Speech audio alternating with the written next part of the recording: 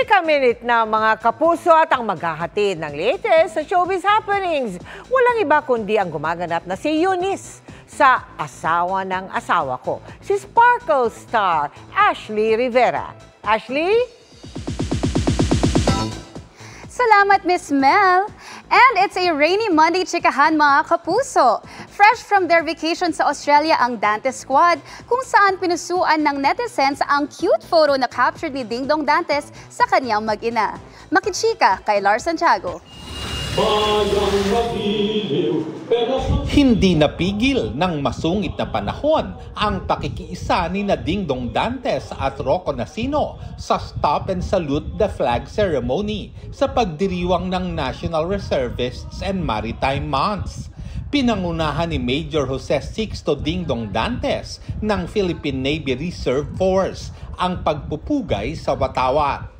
Nagbigay naman ng inspirational message si Second Lieutenant Enrico Rafael Rocco Nacino. We pledge our support and allegiance to the cause that we have today. Partner naman ng aktibidad ang GMA Pinoy TV na kinatawan ni GMA International First Vice President Joseph Francia. Bilang aktibong Navy Reservist, patuloy si Ding Dong sa mga gawain na naglalayong tumulong sa mga Pilipino, lalo na kapag may kalamidad. Galing lang si Ding Dong sa bakasyon sa Australia kamakailan, kasama ang asawang si Marian Rivera at ang mga anak nilang si Zia at Sixto. Enjoy si Dong sa kanilang family time.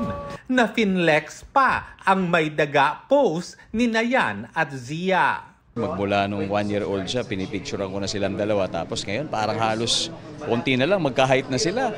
So, nakakatuwa lang na naiintindihan ng Zia ngayon yung value na ginagawa ko.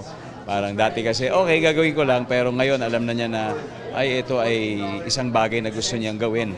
Hanggang tumanda na sila pareho. At dahil September na, naghahanda na rin si Dong sa pagpapalabas ng The Voice Kids, kung saan siya ang host at coaches naman sina Julian San Jose, Billy Crawford, SB19 Stel at SB19 Pablo. Looking forward tayo sa mga banter ni Pablo at ni Stel dahil siyempre magkagrupo sila and mas exciting talaga siya dahil kids. Alam mo, pag may involved na kids, for some reason, nag-iiba talaga yung value ng entertainment, di ba? Dahil talagang, alam mong kung gaano sila ka-sincere. Lars Santiago, updated sa showbiz happenings.